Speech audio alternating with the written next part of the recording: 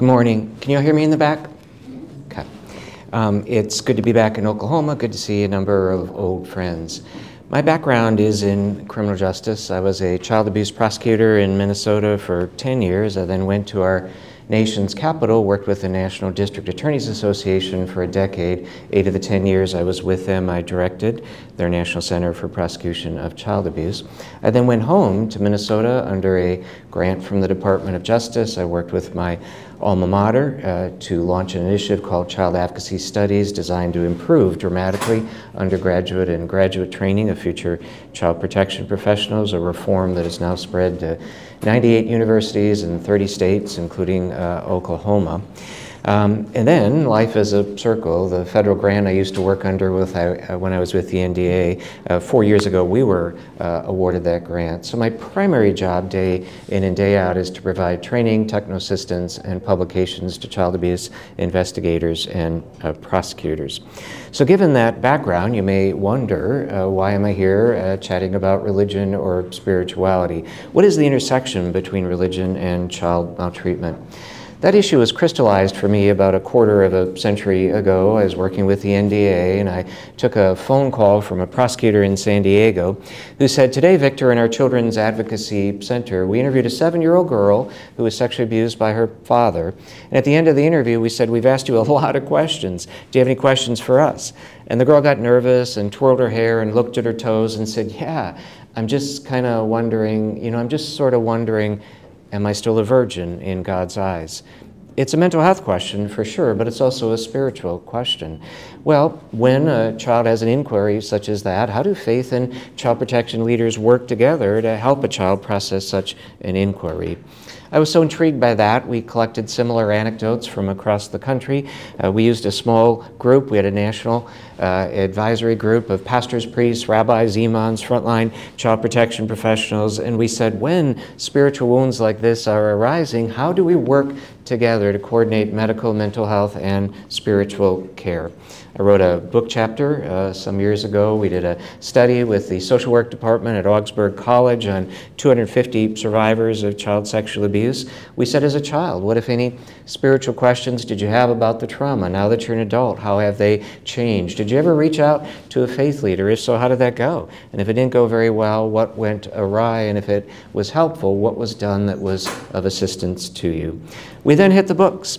And I was surprised at just how much research is actually out there. I can't think of anything in the field of child abuse for which there is a larger body of research that has been so universally ignored by both the child protection and the faith communities.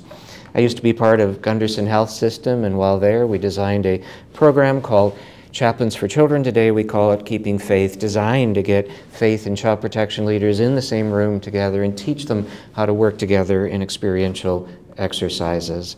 And then, as Daphne mentioned, I decided eventually I should have a faith credential. So I went back to school. I got a seminary degree. I worked with an institution that allowed me to focus as much of my education as possible. And what do these ancient Hebrew and Christian texts say about children generally, child abuse specifically, and how do we apply that to modern cases of maltreatment?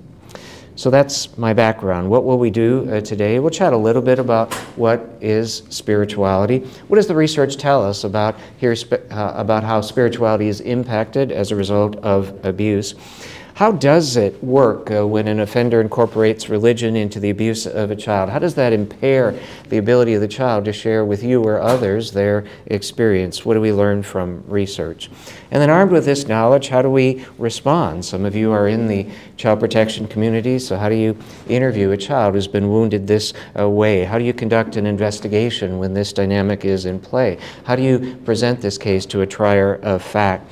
What is the role of spirituality in coping with abuse? What does the research tell us on that? And then how do we put it into play? How do we address the spiritual needs of victims, and if need be, also the spiritual needs of offenders? And then what are best practices for our respective communities to work together for the betterment of a child? Does that sound like an okay agenda? Say yes, makes me feel better. Can you say you to man? We'll let the dogs out. Woo, woo, woo. Anything at all to keep us going here. Did you notice, by the way, Elvis at one point stood up and looked at that open door and said, "That's an open door and I'm not on a leash." And she was kind of tempted which way to go. When you hear the word spiritual or spirituality, what words or thoughts come to your mind? Somebody shout out something. God. God. What other thoughts? Peace. I'm sorry, what? Peace. Peace. Any other thoughts? Holy Spirit. Holy Spirit. Creator. Creator. Anything else? Space. Space. All right. Anything else? Connection. Connection. Yeah. Hope. Hope. Yeah. Well, just from that quick exercise, we see it means different things to different persons. Generally, academics make a distinction between spirituality and religiosity. I'm a Christian. I may believe in a triune God. I'm a Lutheran. I adhere to the concepts in the Book of Concord. That's my specific religiosity. Spirituality tends to be a much broader concept. It may be my connectedness to something larger than I am. Sorry to interrupt everybody. This one's cutting out. I'm not sure why. Okay. Should I use this or just... Yeah, try that one. Just not stable in any way. Okay. How do I turn it on?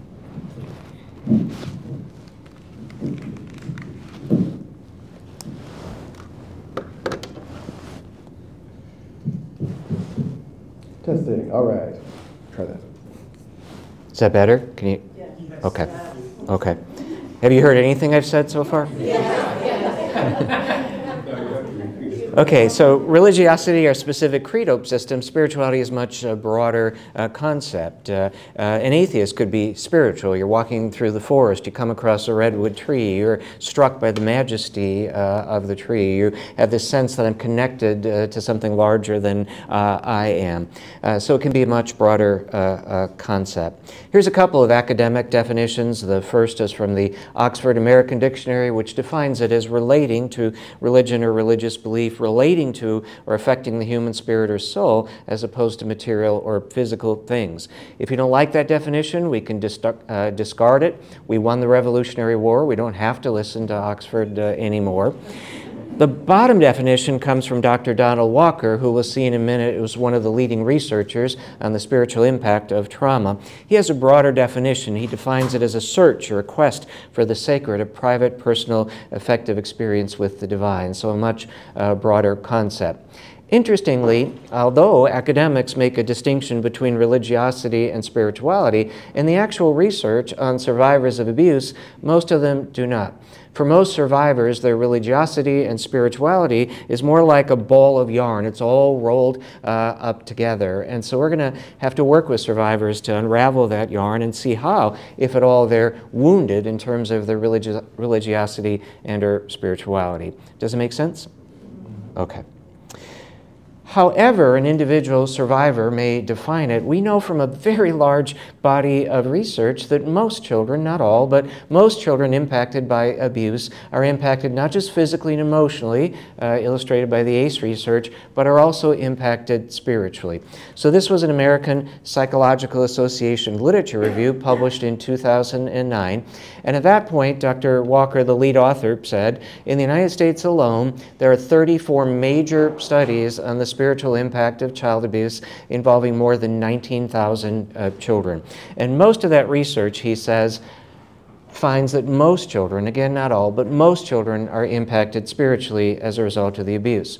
This study is illustrative, and I just want to draw your attention. It was published in 1998 in the Journal of Child Abuse and Neglect. So I don't think this is relatively recent in the academic literature. It's just only recently have we begun to pay attention to it.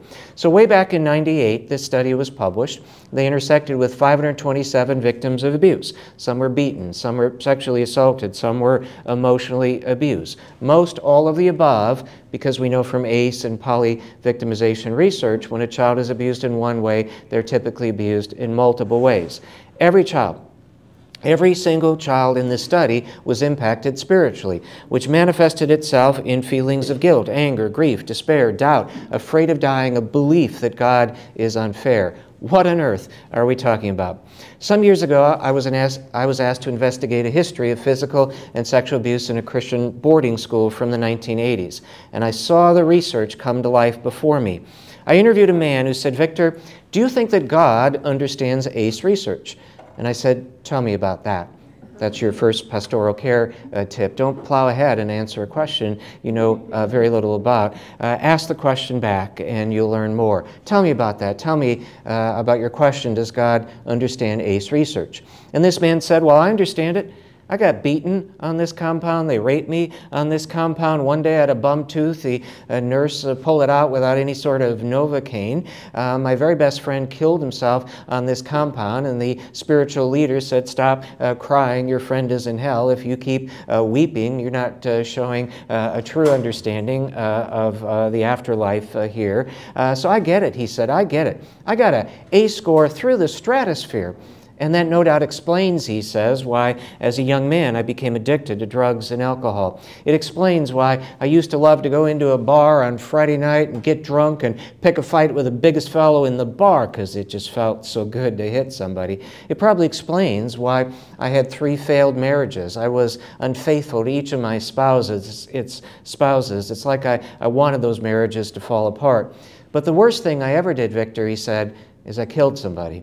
I was high on drugs one day and I accidentally crossed the divider line on the highway and I accidentally struck another car and I killed a man. And so they send me to prison for criminal vehicular homicide. Well, as you can see, I'm out of prison. I've been clean from drugs for a year. I got a pretty good job as a mechanic, but I'm just so scared of dying. Because if I die tonight, how does God sort out my life? Does God give me a pass? Does God say, yeah, you did a lot of wicked things in your life, including killing a fellow, but you know what? You had a miserable childhood, so I'm going to look the other way and on you can go into paradise. Or does God hold me accountable for my many and great sins? That is a spiritual injury. A woman in that case told me she was sexually abused by a doctor on the compound, and the doctor said to her, "You're so lucky, you're so special. I could touch sexually any child in my care, but I purposely selected you because of all the adolescent girls I'm working with. Your breasts are the most developed." She told me she developed this tremendous anger toward God.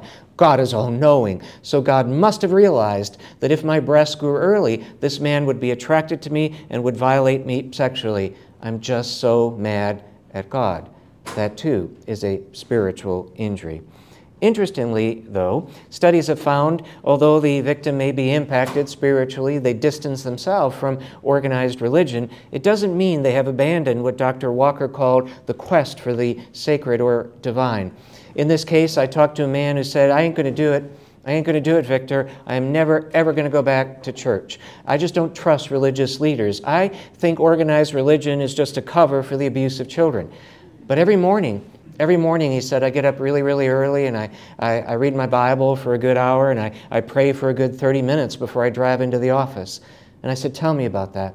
Tell me about that. Tell me about reading the Bible and praying before you go to work each day." And he started to cry. And he said, "I don't know. Honestly, don't know why I do it. I guess after all these years, I'm still searching for something." Viktor Frankl said, "It is not suffering that is unbearable, it is suffering without meaning." And for many survivors, spirituality is how they make meaning out of the suffering, and yet that's the very part of their psyche that is often damaged as a result of maltreatment. This is predictable, this is common sense, but it's nice when common sense is supported by research. Studies have found that when the person who damages the child is their pastor, their priest, their rabbi, their imam, their Sunday school teacher, closely connected to the child's faith tradition, the impact on the child's spirituality is pronounced. In this study, they went into prison. They talked to clergymen, they were all men in this study, who were convicted of sexually abusing children in their congregations. And the researchers said, "You're a man of God. What was going on in your brain when you're sexually touching all those children?" And the men said, "Well, I'm basically a good person. I'm always giving blood to the Red Cross, and I'm always serving soup at the homeless shelter. When there's a natural disaster like a flood or a tornado, I'm among the first on the scene to help those troubled souls. and all the good things I do in my life overshadow the teeny tiny problem I have that I touch some children sexually. And quite honestly, the clergyman said it wasn't really abuse. I know that's what the government said, but it wasn't really abuse. It was more like a relationship. The child came on to me. The child made a first move. The child made a sexual advance at a time of great weakness. And quite frankly, it was good for the child. I brought the child out of their shell. I taught them sex education. I really made them a better person than they would have been otherwise. They were poor and they were needy and they were troubled, and I was the only one that ever cared for those children. Now, these cognitive distortions, this toxic theology was bad enough, but then the researchers said, did you ever communicate these bizarre ideas of yours to the victims? And what do you think the answer was? All the time. Father Murphy, who used to oversee a Catholic boarding school for deaf and hard of hearing children. Today we know from the investigation that he sexually abused over 200 deaf and hard of hearing boys. One of the things he would do is he'd call a child into the confessional and he would say to the child, God has asked me to teach you sex education today. And then he would sexually abuse the child. And then he would say to the boy, because it happened in the confessional, because it happened in this holy place, you are not allowed to talk about it. If you ever talk about it, you will lose the grace of God. If you ever talk about it, surely you will go to hell. Would that mess you up physically? Would that mess you up emotionally? Would that mess you up spiritually? And sure enough, studies have found that kids abuse that way as they get older. They want nothing to do with organized religion. Their relationship with God, these researchers said, ceases to grow. Research has also found that the spiritual impact, the degree of the impact, seems to be correlated to the age of the victim at the time the abuse begins. And we don't really know why that is, but the speculation is, well, let's say you're 5 or 6. Every part of you is developing, including your understanding of God or a higher power. And if you're abused then, it's like you're interrupted in a moment in time. You're stuck in a moment in time. I'm just so mad at God. As opposed to you're 15 or 16 or 17, and you have a more well-developed sense of spirituality, and so it serves as more of a buffer against the trauma, and the impact, generally speaking, seems to be less severe. Now, that's a general overview. Obviously, you're going to have to get to know each victim as you may find them. This is a relatively recent study, a year or so ago, in the Journal of Child Sexual Abuse. This was published. This was a study out of Australia. They compared children who were sexually abused by their dad or another family member with those who were sexually abused by a clergy person, primarily priests in this study. And they found that the children who were sexually abused by a clergy person, the impact on their faith was 4 times as pronounced, and it doubled their suicidal ideation or other ACE characteristics. This was a study a year ago on children who were sexually abused by a rabbi. Now, it's a relatively small study. There were only 8 victims in the study, so that makes it a relatively weak analysis. But nonetheless, they found that generally children who were sexually abused by a rabbi, although they may have been impacted spiritually, they may abandon their belief in God, it wasn't as high a percentage as studies on children sexually abused by a Christian clergy person. Again, though, it's a very small study, so I'd be cautious putting any particular stock in that finding. Nonetheless, they did find that there were impacts in several different ways. They found that the children sexually abused by a rabbi were confused now about religion. Here's a quote from one of the survivors. Once, after we were together, we got dressed and he put on his shoes, like you do according to halakha. First right, then left, then he tied the left shoe and then the right one. And I remember myself standing there and looking at him and for a split second feeling like I was hallucinating. We just did something really forbidden, and now he piously observes halakha about shoes. It just seems surreal to me. And it may impact your faith. Here's a survivor who lost his faith. He says, I wanted to believe because believing protected me from understanding what the abuse had done to me. Realizing what I had gone through suddenly revealed to me a terrible and black side of the world, a side of disorder. So the belief in God somehow provided some meaning for why it had happened. But suddenly I realized that I only believed because it was convenient. I left in anger over what God had done to me. Notice what God had done to me, not the offender. But both then and today, I wish I could believe again. I really miss it. How often do offenders incorporate religion into the abuse of a child? So even if they're not a clergy person, how often does your garden variety sex offender incorporate religion into the abuse of a child?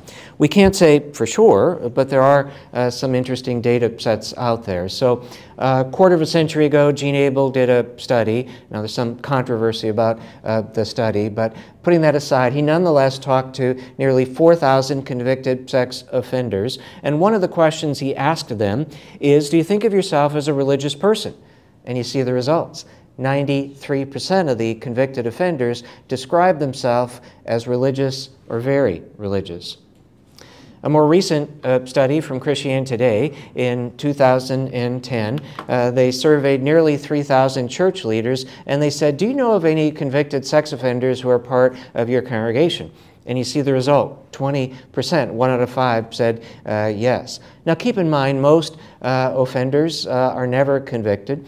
Think of Jerry Sandusky at Penn State. He was very religious, very active in his Methodist church, and for most of his life he would have passed a background check, not so much as a speeding ticket, and yet today we know he is a serial sex offender. And of course, most churches also wouldn't do a background check on most parishioners. You typically just do it on your volunteers and staff. So the person just coming in off the street, you would never know unless you were proactive whether or not they had a conviction for this crime. So the actual number of sex offenders operating in a religious community is no doubt higher than this number. This was a study where the researchers went into prison and they just studied the backgrounds of convicted sex offenders. And one of their discoveries was those convicted sex offenders who grew up inside a religious community and maintained an active involvement in that community, these were the offenders who were able to accumulate the most victims, the youngest victims, and were able to get away with it for the longest period of time. Why? It's really just a matter of common sense. We're all opposed to sexual abuse in the abstract. We're just not usually opposed to it when we see it.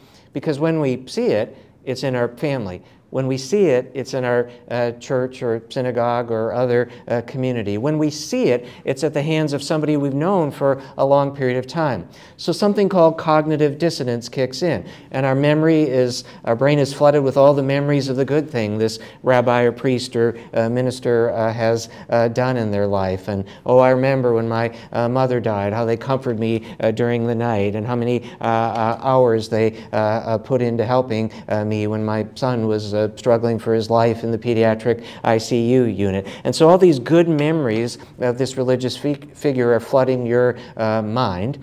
And if you're not trauma informed, you can easily say, and look at that victim. They're juvenile delinquent. They've got all sorts of mental health problems. We've caught them in a million lies. They're the classroom bully. Who would ever take the word of that kid over the word of this upstanding citizen? And so you're fooled. You're easily fooled. And that's why trauma-informed education is so critical in that regard. Now, a number of researchers and clinicians have asked convicted sex offenders, how come you're so religious? Why do you want to go to church or synagogue or temple? And the answers they typically get are you kidding me? The religious community, that's the safest place for me to operate. They typically have the weakest child protection policies. Even if they have relatively good policies, they're the ones least likely to enforce them. And even if they have relatively good policies and they're kind of serious about enforcing them, they virtually never ever accompany it with any sort of quality training. Maybe you get 20 minutes here or there, but not intensive high quality training about the cognitive distortions of offenders and how we operate in a religious community. And I can always figure out how to get around your policy, but an educated community, that's really uncomfortable for me. But thank heavens, very few religious communities have high-quality education in place. And outside of the Catholic Church, which has been sued a lot and has personal safety training in all of their institutions, very few Protestant or Jewish communities do. And so the kids aren't going to be educated. So it's a really safe place for me. And you know what? Here's the best thing offenders say. Even if they catch you red-handed, If you're really good at crying, if you're really good at mouthing the magic words of repentance, there's a very good chance they're not going to call the police. They're going to keep it in-house. I'm not saying that. Convicted sex offenders are routinely saying that to clinicians and to researchers. Lori Goodstein did a series of articles in the New York Times about Father Murphy, who sexually abused those 200 boys. I just want to share this anecdote with you. I was at a national conference and I was giving a workshop similar to this, and when I was all done, one of the survivors of Murphy was in the audience. I didn't know that. He came up, introduced himself to me. We began to dialogue. He's completely deaf, but thankfully there was an interpreter nearby, so we conversed. And I said, I'm really honored to meet you, and I hope it's okay. I talked about Father Murphy's case, and I hope what I said is accurate. And he said, okay, of course I want you to talk about it. That's why I gave the interview to the New York Times. That's why I'm in the HBO documentary on Murphy called Mea Maxima Culpa. I want you to talk about it. But the next time you talk about that case, Victor, I want you to promise me you're going to tell everybody in the room I was just a little boy in that confessional. What was he saying to me? 60 to 80% of children delay their disclosure of sexual abuse until they're adults, and boys delay even longer than girls. The most recent research says a boy sexually abused will wait 21 years before they make a partial disclosure, 28 years before they make a full disclosure. And so it's really tempting for the religious community to say, well, you're in your 40s, you're prime of your life, you got a great spouse, your kids are doing well, you got a wonderful job, and that clergy person who abused you, he's an old guy now. Early stages of dementia. Do we need to really dig up these old bones, something that happened 30, 40 years ago, right? Why can't we just forgive and move on? We can't change the past. And this man was saying to me, no, you can't look at it as the world exists today. You must see me 30 years ago as a frightened little boy alone in that confessional. You must see Father Murphy in his 40s in the prime of his life as a big, strapping man. You must understand how far away I was from my parents, that I had no recourse. You have to see it through my eyes.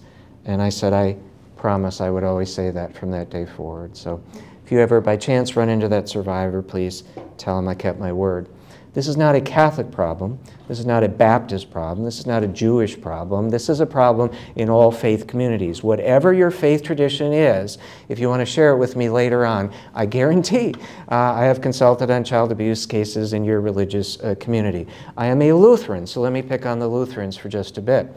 Ralph Underwager is now dead, but he was a mental health provider who often testified in criminal courts on behalf of accused sex offenders.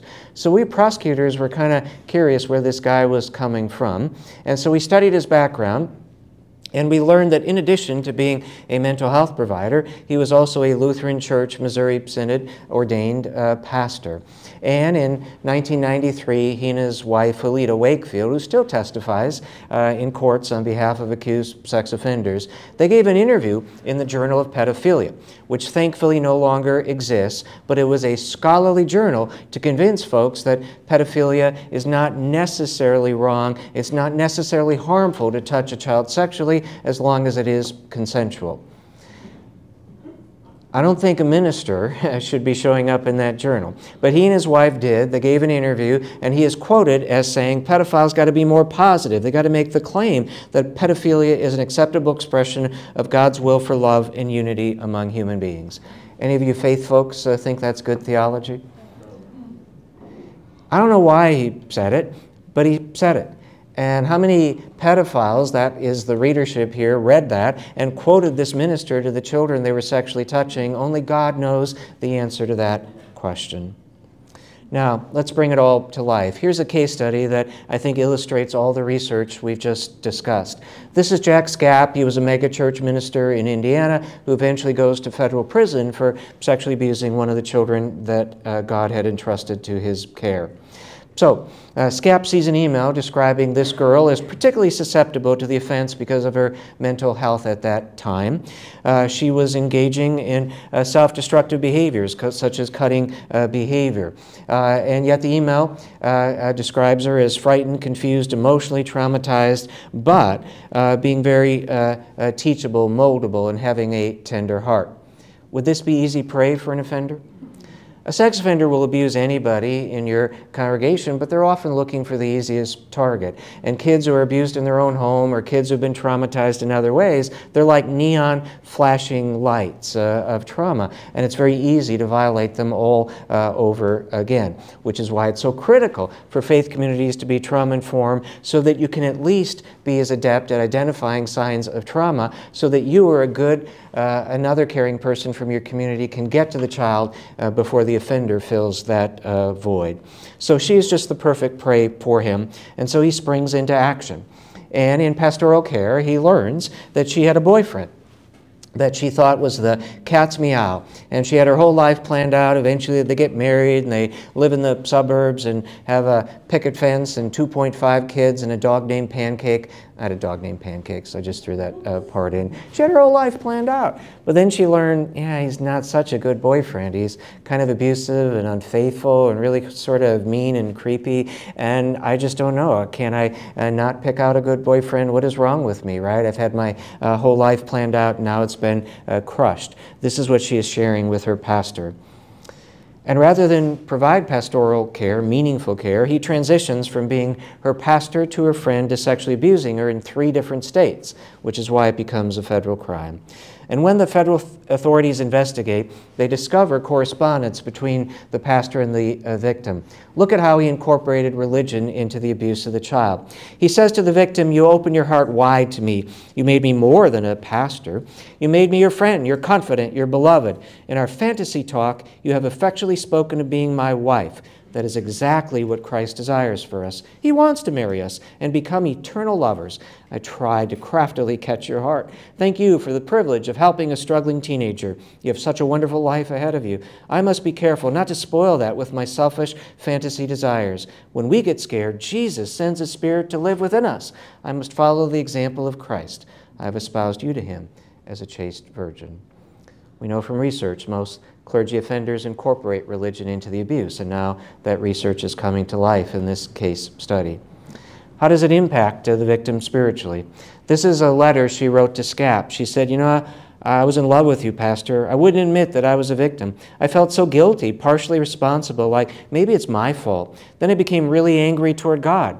Exactly what the research is identifying. "For a second, I didn't believe in God." Exactly what the research is telling us. "I thought there can't be a God because He wouldn't let it happen. And if there is a God, I hate God because He let it happen because you, Pastor Scap, told me God was okay with this."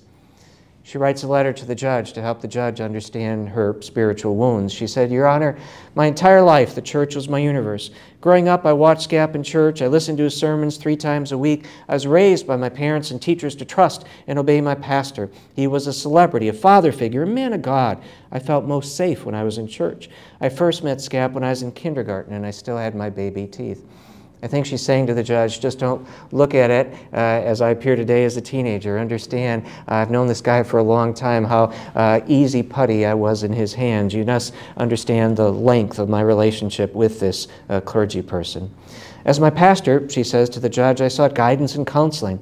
He told me to confide in Him. He told me I was special, that He loved me, that He wanted to marry me. He told me I was His precious gift from God. He made me believe that what we were doing was okay and right in the eyes of God. I felt so special when He texted me from the holy altar during His sermons." We know from the ACE research she would benefit from medical care and mental health care. Would she benefit from spiritual care to undo the toxic theology of Pastor Scap? Well, what can we in our respective professions do? Well, we do what we're starting to do today, which is to educate ourselves about these dynamics and then pay attention to them when they cross our desk or in our circle. For those of you who may respond as investigators or interviewers, look at that initial report that comes into the system. Look for clues of spiritual injuries. I consulted on a case in Florida where at a Christian school a child didn't come back from recess. She was about 12 years old. And so the teacher goes to look for her and finds her in the girls' lavatory crying. And the teacher says, "Hey, what's wrong?" And the girl says, "I think God is mad at me. Tell me about that. The teacher says, and she goes on to describe that she was being sexually abused by a male teacher in the Christian school. And so that's the report that comes into the system. So we already know from that initial disclosure that there's a really good chance religion was incorporated into the abuse, a really good chance the child is blaming herself as she says, God is really mad at me. And because it's a religious person who committed the offense, it's predictable probably that religion was incorporated into the abuse and might impair the ability of the child to share her particular experience. Also look at the setting of the alleged abuse and look at who it is that is the accused offender. If it's a religious leader or it happened at a religious institution, there's a really good chance that spiritual wounds are in play. What, if anything, do we know about the spiritual background of the victim we may be working with? Some years ago, I got a call from detectives in Missouri who had heard me speak on this topic, and they said, hey, Victor, luck of the draw, I think we got one of those spiritual injury cases. Could we pick your brain? I said, sure. How can I help? And they said, well, we got this really charismatic church, and apparently the pastor plays really emotional music and encourages the congregants to stand up and confess their sins. And apparently last Sunday he did this. And one man stood up and started to cry and confessed how he'd been sexually abusing all of his children.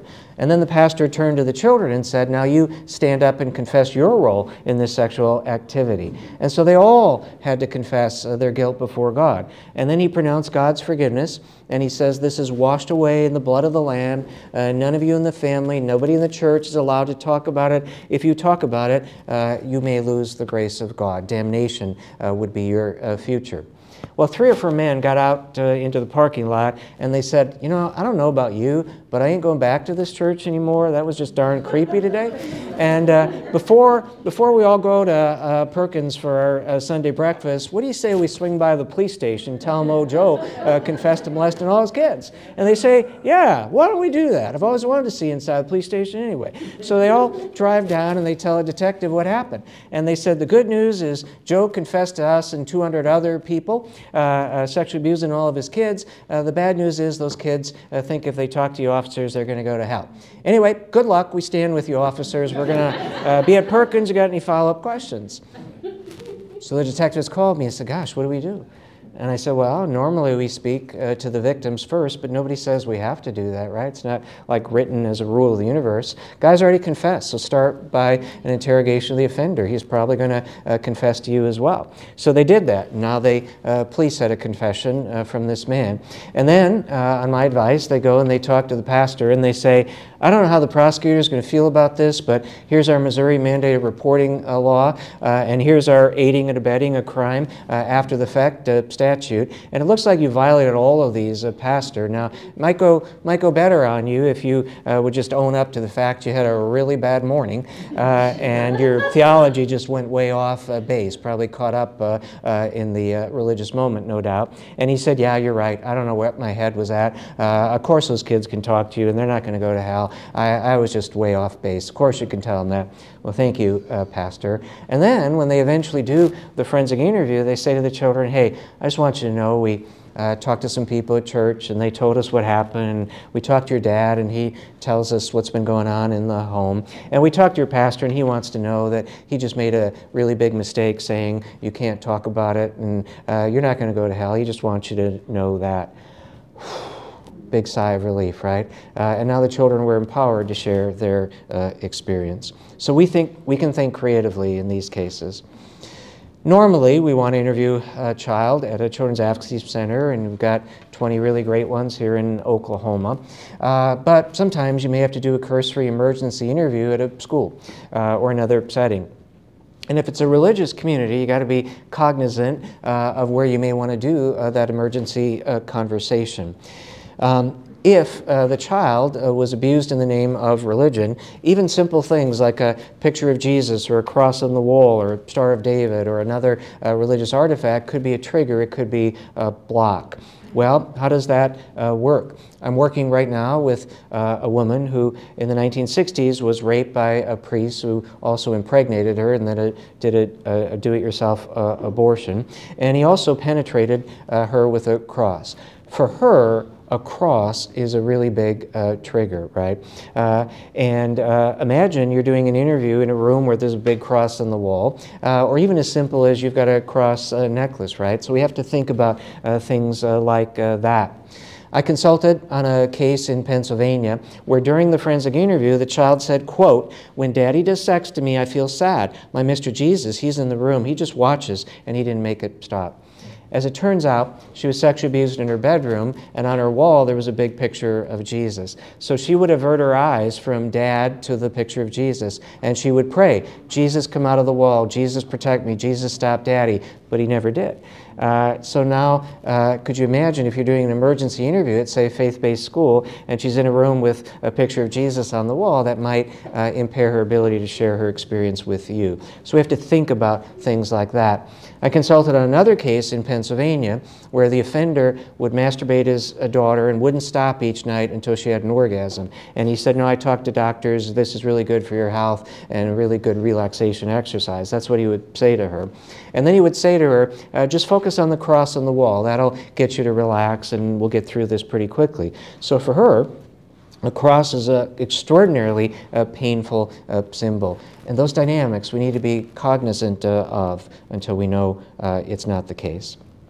And then be alert for signs of spiritual blocks when you're working with the victim. I already gave you one example. The girl said to the interviewer in San Diego, "Am I still a virgin in God's eyes?" I consulted on another case where the girl in the interview said, "Yeah, Dad would tuck me into bed at night, and then he'd make me say my bedtime prayers. Now he'll lay me down to sleep, and then he'd sexually abuse me. And then when the abuse was done, he would say, 'See, God's okay with what we just did, because you just prayed for God's protection, but God didn't stop me at all, so God's absolutely okay with what we did.'" So it may just boldly come out in the conversation with the victim. So how do we address these dynamics when they come out in a forensic or another setting? Well, anybody can do this. Offer reassurance. You're not in trouble with me. You can't promise them they won't be in trouble if they go back home. You can't promise them they won't be in trouble in their church or synagogue or temple or another setting. You can't promise them they won't get bullied at school. You can't promise them anything like that. But you can promise them this: you're not in trouble with me. And for a lot of these kids, they've been in trouble with everybody, including God, and so that's really empowering for you to say, "You're not in trouble with me."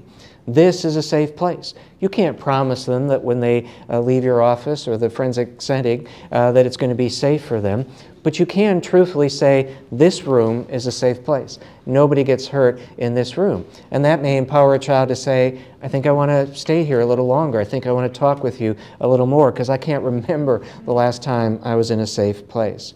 You know, I talk to lots of boys or lots of girls, whatever the child's gender identity may be. No matter what happened, it's not your fault. Gosh, really? It happens to other kids. This is really something. And for you to say it's not your fault no matter what you tell me, they've been told, most of them, that it is their fault and that God also holds them accountable. So for you to say, no matter what you tell me, it's not your fault because you're just a little kid, that could be extraordinarily empowering. Assure them, if you're not a theologian or a chaplain, that someone will sit down with them and work through their spiritual questions. So how do you respond in, say, a forensic interview to the question, "Am I still a virgin in God's eyes?" Well, we teach in Child First Oklahoma and other forensic interviewing courses to ask the question back to generate more information. "Tell me about being a virgin in God's eyes." "Well, Dad said that if somebody touches you down there, you're not a virgin, and then you can't wear white when you get married, and I really want to have a big wedding like, you know, all the princesses do in England. I really want something like that," right? Wow, we got a whole lot more information now that the mental health provider or others can work through with the victim. Now, if the child insists on an answer, a good response, if you're not trained in pastoral care or otherwise in that setting, would be to say, "Hey, that's a really important question, and I promise you we're going to find the appropriate person to sit down and work through that with you," right? And so you are answering the question, but you're just making sure it's the right professional. Because if you're a forensic interviewer, you're not a theologian, you're not a mental health provider, stay within your lane, because no matter how well-meaning you may be, you may not fully understand the theology or the religiosity of the victim and could unwittingly make it worse. Most offenders groom their victim. That's how they work their way into the child's life. And that may involve gift giving. Think of Jerry Sandusky at Penn State. He gave laptops, golf clubs, he gave drugs to one child, took them on expensive bowl game trips. And these were poor, needy, troubled kids. This was like so remarkable what he was giving them. But also keep in mind, if the offender is a pastor or another religious leader, they can offer a whole lot more. They can even offer eternity. So the victim I was telling you about, who was raped by a priest and impregnated by a priest, she was told by the priest, this is a special, rarely known form of communion with God. I am the vicar of Christ. You are communing with Christ at a very intimate level today, and this will guarantee that one day you will be a saint and people will be praying to you. Another victim of the Catholic Church I've been working with said that the priest who violated her said, this will knock off virtually all purgatory for you. You get to go directly toward heaven as a result of your compassion toward me, the priest, and your reducing of my anxiety by engaging in sexual activity. So be aware of those dynamics. If you're working with a clergy offender, whether you're CPS or law enforcement investigator, or you're a pastor or another clergy person working with a convicted offender, you need to understand their mindset. No child molester goes to bed at night and says, I'm a child molester, I'm a sex offender. If they thought that, they couldn't sleep at night. Instead, they put their head on their pillow and justify their misconduct with a cognitive distortion. And the best way to understand cognitive distortions is to realize that we all have them. We all lie to ourselves to convince ourselves we're better people than we really are. I'm glad we have so many faith leaders here so I can confess one of my many sins. I am a chronic pen thief.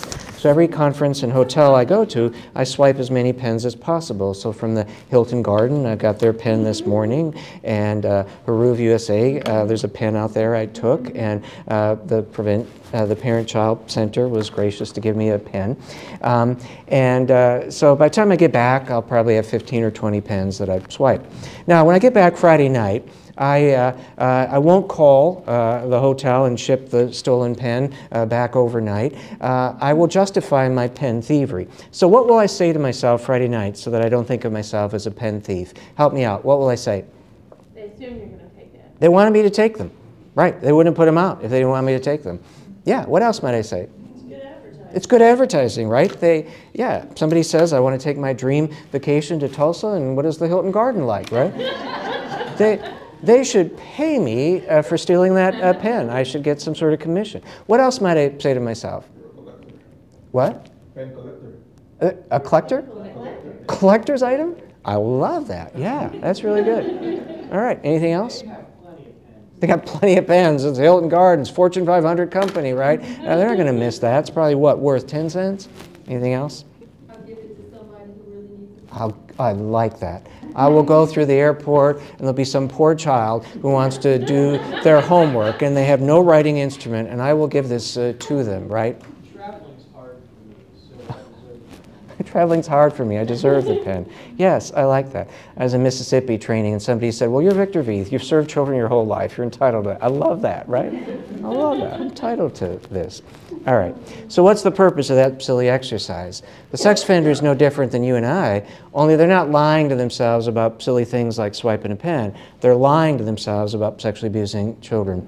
The John Jay Criminal Justice College did a study, and they talked to all these priests convicted of molesting children, and they found that years later, even though they admitted their crimes, they still justified them by saying things like, it was more like a relationship. The child made the first advance. The child was poor and needy, and I took them out of their shell. Martin Moran was sexually abused by a Catholic religious leader, and in his memoirs he says, as a good Catholic, I wanted to make amends, so I drive to California, I track down the clergy person in a nursing home, and I'm shocked that he admits sexually abusing me so many years ago. But then he says, Marty, don't you remember what you were like? You were shy, you were awkward, you were a stutterer.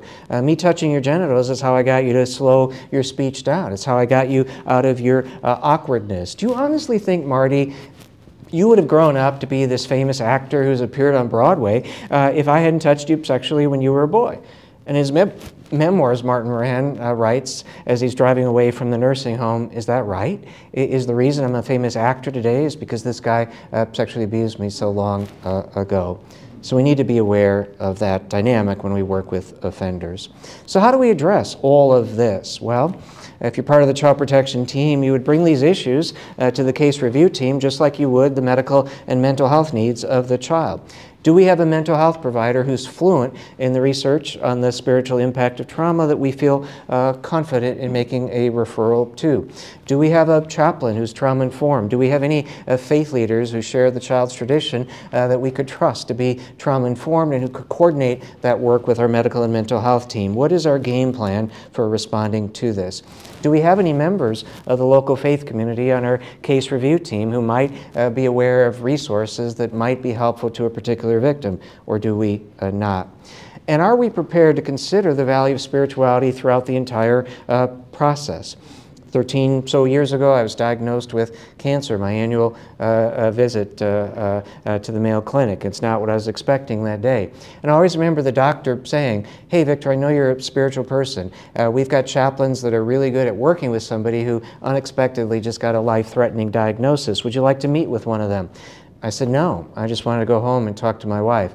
But it was a trauma-informed response from the Mayo Clinic. They were giving me that particular option.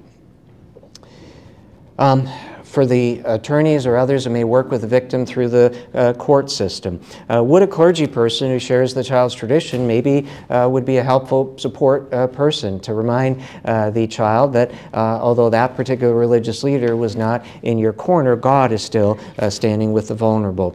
Would prayer be helpful before the child comes to court? That 7-year-old girl who said, am I a virgin in God's eyes? When she walked into court, she tugged on the skirt of the prosecutor and said, Miss Kathy, can we say a prayer before we go to court? What's the trauma-informed response? Yes, right. But who should lead the prayer, the prosecutor or the victim? The child, because we have no idea what's in her heart. And so the prosecutor said, sure, but you, honey, say the prayer. And the girl said, dear Jesus, don't let the defense attorney yell at me like he did at that other hearing. Wow, now I know what's scary for the child, right? So the prosecutor approaches the bench, shares with the judge and the defense attorney what just happened outside, and the defense attorney didn't mean to be loud. He just had a naturally loud voice, and he turns red and says, gosh, I don't want to scare her. Of course I'll keep my voice down. And the judge says, all right, looks like we're all on the same page, right? And so she testifies, the jury convicts, and she probably went home that night thinking God answered her prayer. The prosecutor, who's a friend of mine and is not particularly religious, thought she probably had something to do with it. Defense attorney probably thought, I let my client down by lowering my voice here. Judge probably thought he controlled the courtroom in a mysterious way. Maybe God worked through all of these players, right? You may need an expert like me to explain these dynamics to the jury, the trier of fact, right? And I've done that several times in courts across the country. When I was a prosecutor, I had a case where the girl was 13 and she said, I delayed my disclosure for 8 years because my body betrayed me when this guy in the church touched me sexually, and he was really good at citing my biological reaction, and he said the church would condemn me as much as him if I ever talked about it, and some churches actually probably would, right? So naturally I wanted her to be able to explain that to the jury to understand her 8 years of a delayed disclosure. And the defense attorney said, no, there's a rule of evidence that you can't cite religion to enhance or detract the credibility of a witness, and so I had to make my legal argument. That's not what we're doing. We're trying to explain how religion was used that kept the victim quiet so that the jury understands these dynamics, and the judge agreed. But you may have legal issues like this, and of course you may have an issue involving clergy penitent privilege. The good news is almost all faith traditions now have wide exceptions for cases of child abuse. This law review article by Bartholomew drives that point home.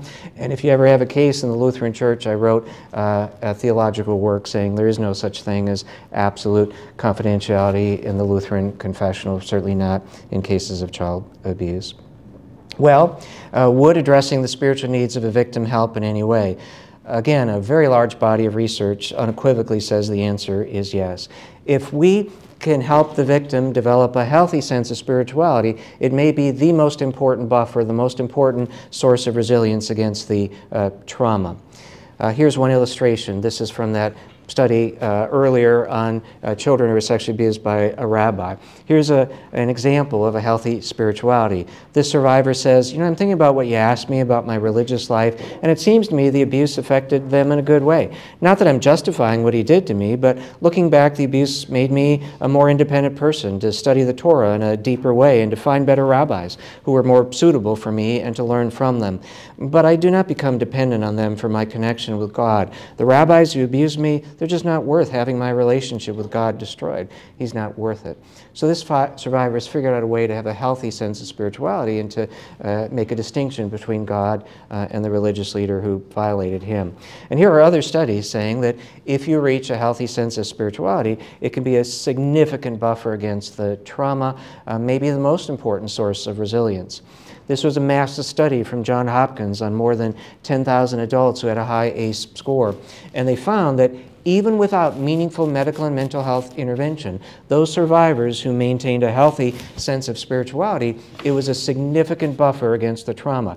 Don't get me wrong, it doesn't mean you have no impact as a result of the trauma, but they were doing a whole lot better than were those survivors who had no spirituality or an unhealthy spirituality. An unhealthy spirituality would be things like, I'm to blame, right? I'm equally sinful for my own abuse. That would be an unhealthy spirituality.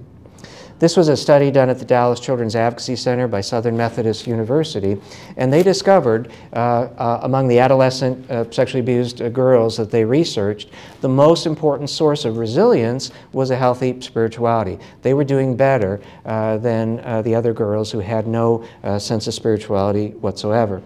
This study, also done at the Dallas Children's Advocacy Center, again on adolescent sexually abused children, discovered that the two most important sources of resilience were a healthy spirituality and getting a non-offending caregiver in the corner of the victim.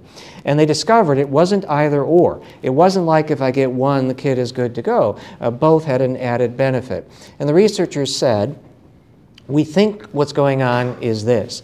The child needs to depend on somebody who will care for their physical and emotional needs. They need to know, mom or whoever the non-offending caregiver may be, mom's in my corner. Mom's going to get me to the school bus on time. And mom's going to bandage my knee if I skin it. And mom's going to help me with my math. And mom's going to feed me and clothe me. And mom's going to hug me when I cry, right? My day in and day out physical and emotional needs are going to be met. But I still have these broader questions about suffering, right? And so spirituality helps me make meaning out of my suffering. Again, Viktor Frankl saying it's not suffering that's unbearable, it's suffering without a meaning. And so these broader spiritual questions, I need those to be addressed as well. And if I can get both of those in play, those are the two most important sources of resilience according to this study. For those of you in the medical community, there are over 3,000 quantitative studies and even more qualitative studies documenting a correlation, a positive correlation between our health and our spirituality. And in 2022, about a year or so ago, the American Medical Association published a literature review, and they literally said it would be negligent for a medical provider not to do a spiritual screening on any patient who is suffering from a severe illness or a life-threatening condition. Well, how is it that the medical community has figured this out for a long time, but those of us who work with kids who've endured a high level of trauma are so slow to come on board this issue? The American Psychological Association has published 2 treatises for mental health providers, and they say in these treatises, okay, you're a psychologist, go ahead. Use EMDR, cognitive behavioral, other evidence-based approaches in therapy. But if you have a child or an adult who is spiritually wounded, within that framework, there's plenty of room to still help them process their spiritual questions. And in these 2 books, they give a lot of suggestions on how to do that. Do the mental health providers you make a referral to, do they have these books on their shelf? Are they fluent in the research on the spiritual impact of trauma? If they're not, it doesn't mean you never use them again, but it means you need to have a conversation with them and you need to get them caught up to speed. The American Psychological Association for at least 20 years has said there's plenty of room for the mental health provider and the spiritual care worker to coordinate their assistance to a victim. Sometimes the clergy person needs to be a consultant to the mental health provider. So some years ago, I took a phone call from a psychologist, and she said, Victor, I really need your help. I know you're a Lutheran. I know you got that seminary degree. I'm working with a woman in her 40s, and toxic theology is really impairing her, and I just don't understand Lutheran doctrine. Can you help me out? I said, I'll do my best. What's going on? And the psychologist said, well, she grew up in a more Orthodox, one of the more Lutheran conservative branches of Lutheranism, which is where I grew up as well. And in that community, you don't take communion until you're 13. And the reason is, the Apostle Paul said, hey, it's not cookies and milk here, it's the body and blood of Christ. You got to take this seriously. You got to know what you're doing here, because if you eat or drink it unworthily, you could eat or drink to your judgment. So that's why you're typically 13 and you've gone through confirmation class before you're allowed to take communion. All right, so that's the theological construct. Offenders take whatever the theological construct is and they twist it to their advantage. And so the offender says to his daughter, you know what, when you're 13, I won't touch you sexually anymore, because then Jesus will be inside you and I ain't going to violate God, right? And so she hangs on with all her might, thinking when she's 13, Dad won't rape her anymore. The night before her first communion, Dad comes in and sexually abuses her yet again. When the abuse is over, she says, Father, this is the last time, right? Because you always told me that when I'm 13 and take communion, this will stop. He gives her a vile laugh, and he says, there ain't no God, honey. I just said that because I knew you believed all that stuff you were hearing at the church. Well, now that you're a woman, I'm going to tell you the truth. This will end when I no longer desire you. Do you have any questions? Well, now, consistent with the research we've just discussed, the next morning she's filled with rage. She's angry at God. And so when she takes her first communion, she purposely spits in the communion cup. When she's given the wafer, she's chewing it vigorously. And in her brain, she says, I hate you, Jesus. I hate you so much. And within an hour, I'm going to poop you into my toilet and flush you the blank out of my life. Now fast forward, she's in her 40s, and she's terrified of what she did that day. She's convinced herself that she's going to go to hell because she did not take the sacrament seriously. This is outside the expertise of the psychologist. She did the right thing to call me, and I did the right thing by connecting the mental health provider to a trauma-informed Lutheran minister who went through our Keeping Faith training, and then the victim signs a release so the Lutheran minister and the psychologist can be on the same page. And the Lutheran minister employed some research from Dr. Walker that I'll show you on my next slide. Research that says the answer to bad theology is good theology. But don't give the victim the answer. Lead them to possibilities. Let the victim decide what, if anything, from the sacred text may be comforting. So employing that approach, the minister said, today we're going to do a Bible study.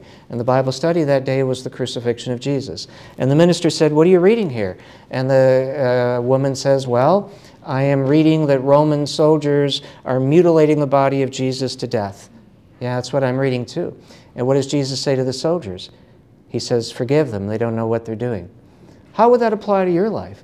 I mean, if Jesus could forgive these soldiers for mutilating his body to death, do you think he could forgive you for spitting in the communion cup? Gosh, I never really thought of it that way. Maybe he could. Yeah, maybe he could. It's something to think about. Let's do another Bible story here. Let's look at the Gospel of Mark and Jesus saying, better a millstone around your neck than to hurt a child. Do you know that some scholars from Harvard and Oxford and Yale say he was specifically referring to child sexual abuse, and here's why they reached that conclusion. If that's true, look at what he was talking about, right? He was pretty aghast at anybody hurting a child, but he didn't blame the victim at all. He was lifting up children in his message. How would that apply to your life? Let's look at the Hebrew Bible account of David and Bathsheba, right? When God intervenes and says to the prophet Nathan, he sends the prophet Nathan not to the victim, Bathsheba, but to the perpetrator, David, and says, you are the man, you are the person who have done these wicked things, right? God consistently comes down on the side of the victim. The answer to bad theology, Dr. Walker found, seems to be good theology. Sometimes the therapist needs to be the consultant to the pastor or rabbi or priest or imam. You may be working with somebody who has suicidal ideations or cutting behaviors or an eating disorder. You don't know what to do, what referral to make. You need to have a good Rolodex. You need to have a working relationship with the local Children's Advocacy Center so you can say, what trauma-informed professional should I refer this person to? And to have that in advance before you're providing spiritual care. And to be able to make good referrals and be willing to collaborate in a limited or even full way. I am not telling tales out of school. My wife, Lisa, has given lectures in Lutheran churches in Minnesota about her coping with mental illness. And when she lectures publicly, she says to the audience, you know, I was a three-legged stool, and my first leg, I needed medical care. And so I go to a doctor gives me a diagnosis of depression, but the doctor says I don't prescribe medication until my patient is also in therapy. So she refers me to a secular psychologist. Then I am getting a prescription, and then I'm working through feelings of sadness with a mental health provider, and I'm really making good progress with my depression. But eventually, in therapy, all of my questions are spiritual. She would say to her therapist, what does God say about depression? What does God say about sadness at a level where you can't get out of bed the morning of your daughter's recital and she's been counting on you to be there for the better part of a year? What does God say about depression like that? And her mental health provider said, I do not know what God says, and I do not share your faith tradition, but this is obviously a critically important question for you. So we need to find a resource that can work with you through that.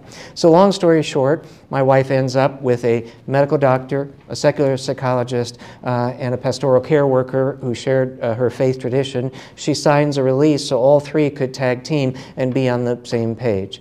And so Lisa says, I was a three-legged stool. I needed medical care, I needed mental health care, I needed spiritual care, and if you took away any of those three legs, my little stool would have collapsed and I would have been back in bed. No less an authority than the American Psychological Association says a lot of human beings are three-legged stools, and we don't pay attention to all three prongs, we forfeit the right to call ourselves trauma-informed. This is the research from Walker that I referenced earlier, where he found the answer to bad theology is good theology. He found in his studies that the toxic theology can be powerfully undone when challenged using other passages from the client's religious and spiritual tradition. I consulted on a case in the Baptist community where a Baptist minister sexually abused his own daughter. And the little girl says, "This is sinful, Dad. I don't think we should be doing it." Notice how she says we, right? She's incorporating herself into the sin. That needs to be addressed at some point. But in the event, she says, "Dad, this is sinful. We shouldn't be doing it." Her father says, "Well, that's normally true, but there are exceptions in the Bible. So let's look at Scripture," he says. And he opens the Bible to the creation of the world in the book of Genesis. And he says, look at here. When it was just Adam and Eve, God had to use incest to get the world populated. And after the great flood, it was just Noah and Noah's family. And again, God turned to incest to repopulate the earth. And you know, daughter of mine, how often God comes to us in a dream. Joseph and so on and so forth. Well, God has come to me in a dream and said our Christian community is under attack from without. We must repopulate from within.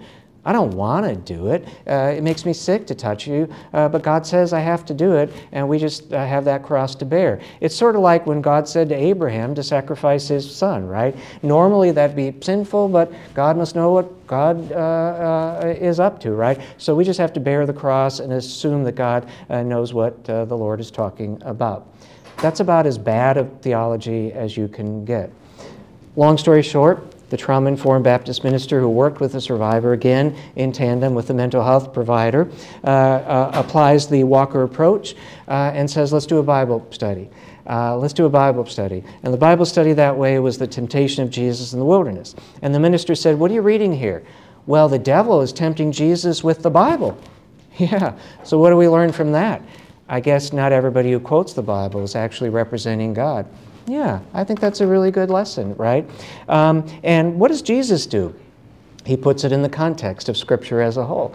So let's apply that to your life. What are we really learning in the creation of the world? It has nothing to do with the sexual abuse of children. What is really the lesson of the Great Flood? It has nothing to do with the sexual abuse of children, right? This was a distortion your father was presenting to you. The study, published in 2017, documented in children's advocacy centers across the country how often kids were raising religious or spiritual questions during their forensic interviews. Am I still a virgin in God's eyes? I prayed and I prayed and I prayed to God to stop the abuse, but the abuse kept happening. So what does that say about God or me or both? And this study found that some CACs said, yeah, let's just pretend they didn't ask that. Separation of church and state, I'm going to get into trouble, I'm not a theologian, let's just move on, right? Well, that's not trauma-informed. And so some CACs said, well, the kid's Jewish, I'll get a rabbi. Oh, kid says they're Muslim, I'll find an imam. Oh, they're Catholic, I'll get a priest. They're Baptist, surely I got a whole bunch of local Baptist pastors, right? Well, the study found sometimes that was helpful, but it really was luck of the draw.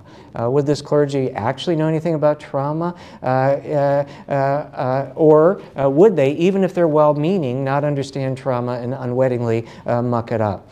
And so it really was a shot in the dark. So the researchers said, you know what? Most mental health providers don't know what to do with this, and so we have to change that dynamic. We have to educate them and the medical community and law enforcement and prosecutors and judges, everybody on the secular side of this case. And then we have to dramatically improve the knowledge of our faith leaders. We did a study in 2014 of every accredited seminary in the United States and studied their catalogs to see if there's any reference to child abuse. We could only find 3% that had any reference to child abuse in any of the course descriptions, much less a standalone child abuse course, which is what we have recommended for some time. So clearly, we have a lot to do. Victor, what does CAC mean? Children's Advocacy Center. Yep. There are 900 children's advocacy centers in the United States, 20 or so here in Oklahoma, and they are accredited by a body called the National Children's Alliance, which is funded by the Department of Justice. So if it's an accredited CAC, they meet national standards for medical care, mental health care, the forensic interviewing, the investigator interview of the victim, victim services, and so on and so forth. Now, for the secular folks here, you may get pushback, and people will say, oh, separation of church and state. Separation of church and state means you can't proselytize. You're not promoting any particular religious or world view. Cultural competency or cultural humility means I'm going to pay attention to the culture and the religious worldview of the children and families I'm intersecting with. And that is actually one of the accreditation standards, right? So I would argue, how can you meet those accreditation standards and ignore these issues when they come up in a child or family? So, some children's advocacy centers have worked with us to implement a children's advocacy center chaplaincy program. You might call it a chaplain or a spiritual care director or something else. But it would be a well-trained chaplain who will meet the faith tradition of the victim or no faith tradition whatsoever. This was the very first chaplain in the United States, Carrie Nettles. And she came to our Chaplains for Children, now called Keeping Faith training. And she was already a pediatric chaplain, and so she was already really skilled at working with kids who've endured trauma. You know, child's in a car accident, mom died, child's in the hospital with multiple injuries. She was really good at working with kids who were on the fearsome side of life. And she said to me after the training, I'm going to be the nation's first CAC chaplain, and I'm going to do it in Greenville, South Carolina, where I live. And I said, well, good luck with that. I can introduce you to Shauna Galloway-Williams, the CAC director, but she's had really bad experiences with religion, and she's kind of hostile to it, but I'll make the introduction. And Carrie said, with God, all things are possible. I said, okay, I'll do it. And so they sat down, and Shauna really liked Carrie, but she was really resistant to this idea. Nobody else had done it in the country. But Shauna knew me and likes me and heard me speak about it, but then she went out on her own and read the research, and then she began to pay attention to how often it was coming up in the CAC. And she said, gosh darn it, we really do have to do this. Last year, 535 children or members of their family asked for the services of the chaplain. And she sits on the case review team and is cognizant, hey, there's a spiritual wound there, what is the plan, right? Do we do it in-house? Do we make a referral? And she also has a responsibility of educating all the faith leaders in her community of what trauma-informed care looks like, and they do a 3-day training every year for interested clergy. Then if she has to make a referral, let's say the child is Catholic, she wouldn't make a referral to any old priest. She'd make a referral to a priest that went through the 3-day training and is willing to coordinate spiritual care with the medical and mental health team at the Children's Advocacy Center. Today, there are 6 accredited Children's Advocacy Centers that have a part or full-time chaplain. That's good news, but it means we have 894 still to go. If you're interested, our next Keeping Faith training is October 17th and 18th. It's virtual. You don't have to travel to Minnesota, and you might not want to go to Minnesota in October. Pretty much snows year-round except 2 weeks of summer in August usually. But anyway, it's virtual, it's online, and we can also take it on the road as we did in Paducah, Kentucky last week. Resources, as I wrap up, Faith Trust Institute no longer has funding for employees, as I understand it, but they took all their resources and it's online. So they have a lot of really great resources and from very diverse faith traditions that can be of help to you. If you're working on a case of abuse in the Jewish community, I'm on the board of directors. I'm currently board chair of Sacred Spaces, which works to address abuse in the Jewish community, and there's a wealth of resources through Sacred Spaces. I'm also on the board of directors of GRACE, which stands for Godly Response to Abuse in the Christian Environment, and through GRACE we've intersected with a wide variety of faith communities. There's so little written out there despite a large body of research. So I've been doing a lot of writing. This is a law review article I wrote about why we need to work together on these topics. I co-edited this special seminary journal where we had a wide variety of articles addressing different aspects of abuse. Secular journals are recognizing the importance of theology. So the Journal of Child Abuse and Neglect invited rabbis, priests, pastors, imams to say, in your sacred text, what on earth does it say about the abuse of children? I like this quote from Diane Langberg, who's a psychologist who specializes in working with survivors of abuse who are spiritually wounded. She says, you can make sense of sexual abuse and know God, or God and know sexual abuse, but how do you tolerate the two realities together? And that is the spiritual struggle for many survivors. I want to cleanse your palate before lunch. This is one of my heroes. Dietrich Bonhoeffer was a Lutheran minister executed by the Nazis because of his opposition to the government. For some time, he was housed at Tegel prison in Berlin. Nighttime at the prison was known as the terrible time. It was at nighttime that Allied bombs would land on the city, accidentally strike the prison, sometimes injure, even kill the men warehoused there. It was at nighttime that Nazi guards would take men from their cells, beat, torture, even execute them. So every night, when the sun set at Tegel, the men would go to the edges of their cells, they would grasp the bars, and from man to man, cell to cell, they would repeat the refrain, till the night be past, pray for me. Till the night be past, pray for me. Tonight, all over Oklahoma, all over the United States, all over the world, for many children, nighttime is the terrible time. It is at nighttime that many children are beaten or shaken to death. It's at nighttime that many children are violated sexually. It's at nighttime that many children go to bed hungry. They cry themselves to sleep. They live, they move, but they have no being. These are the shadow children of our country. Boys and girls, young and younger, who from the corner of their room ask us simply, is it safe to come out now? All of you, through your respective professions and your presence at this conference, have dedicated yourself to the proposition we should answer this question, yes, yes, it is safe to come out now. For who you are, for what you do, I am forever in awe. Thanks for bringing me back to Oklahoma.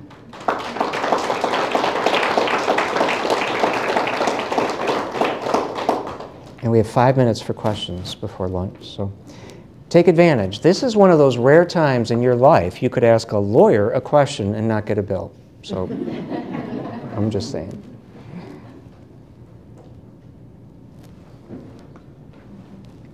I, No, sir. are all such studies will all be accessible, right? We have PowerPoints, we'll be able to read the studies themselves. Yeah, and I can't remember if I sent you guys my law review article, Wounded Souls. Yeah, I think I did. So you'll have that, and that article does a deeper dive and has a full citation of all the articles. Not all of them are open access, but if you want to read a particular study and you can't find it, you could reach out to me and I can get it to you. Or to Haruv USA. We can track it down for you. But the law review article will have a full citation plus other studies that I didn't get to. The one I added, if you followed along the slides, I added the study on rabbis, and so you don't have those 3 slides, but other than that, you have those, and you could email me for that study if you wanted it. Oh, yep. I assume that this goes beyond just sexual abuse to all the other forms of abuse for children, that this type of approach would be helpful. Yeah, yeah, absolutely. Yeah, and two things. I made the point that kids abused one way are usually abused in multiple ways. We call that polyvictimization. So in all your CACs in Oklahoma, whatever the presenting problem is, let's say it's sexual abuse, they're taught to also screen for physical abuse, emotional abuse, witnessing, interpersonal violence, torture, so on and so forth, because we now know when one form of abuse is present, a lot of things are often going on. But yeah, and the last speaker mentioned correlation between corporal punishment and physical abuse. I work with a lot of kids who have a bad memory of corporal punishment, and they're now growing up and they're very distant from their organized religion. I did a workshop on corporal punishment at the Mayo Clinic and religion, and there was a social worker who came up to me and said, I dreaded this workshop for a long time because I knew it would be a trigger for me, but I also knew I had to be there. And he said he grew up in a really conservative Protestant church, and the pastor would kind of work the crowd into a frenzy about, don't you worry how often you have to hit those kids. Sometimes 100 blows will be needed before they submit. And he said now that he's grown up and a social worker, he knows he couldn't do anything but fidget a little bit in church as a boy. But these services would go on for like 2-3 hours, and eventually he just had to move.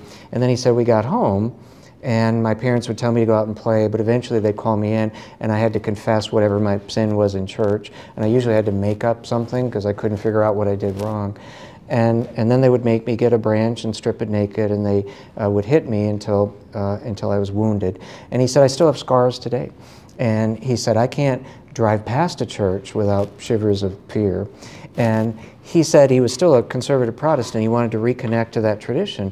But he said every time I talk to a conservative Protestant pastor about my childhood, they always say to me, well, that was child abuse, but of course we have to hit kids just a little bit. And he said to me, if I'd gone to a pastor and said I was sexually abused as a child, they would never say, oh, well, that was rape, but of course we have to touch the genitals just a little bit. And so I say to my conservative friends, hold some space for that, because there's a lot of people who they're not coming back. They can't come back because they just don't understand your theological teaching. And so, I mean, it's a real issue, and we're just not talking about it at a big level. Anyway, that's sort of I was just going off on a tangent there, but yep. You mentioned our Children's Advocacy Center standards for accreditation. Yep. Within the standards for mental health, there are certain of those modalities that we have to be trauma-informed and trained in. You also mentioned a 3-day curriculum training. I'm wondering, my brain is going to an expansion of the standards working with NCA about a specific training schedule for clergy and how we want to navigate that, because there's lots of people in this room who can start launching some things here in Oklahoma. Yeah. So do you have a training curriculum that you can share? Excellent. Yes. It's the training we used to call Chaplains for Children. Today we call it Keeping Faith. Originally it was a 3-day curriculum, but we just couldn't get anybody to come for 3 days. So we watered it down to a 2-day course. But in Greenville, South Carolina, they kept the 3-day curriculum. They teach a lot of it themselves, but they have me come in on the first day to teach the spiritual injury research. And that course they open up nationwide. Somebody could come to Greenville. I think they do it next in October. And then our course we offer at least twice a year, and we turned it virtually, so anybody can come pretty easily. And our next one was October 17 and 18.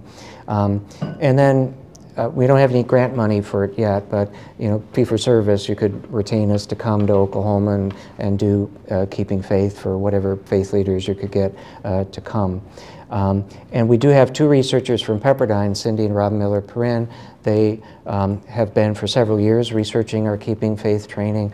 One of our modules, the one on corporal punishment, they've actually published 2 studies saying this has a big impact on faith leaders, including those that were very wedded to corporal punishment going into the course, and now are willing to expand what they may say about that subject. But then they're researching the course as a whole. Does it turn out more trauma-informed clergy? Are they doing a better job once they leave the course? And they tell me they have enough data now to begin to analyze it and publish it. So we're hopeful our training will be the first research-supported training for clergy on this subject, but we'll see. True research is you don't know, right? You just cross your fingers, right?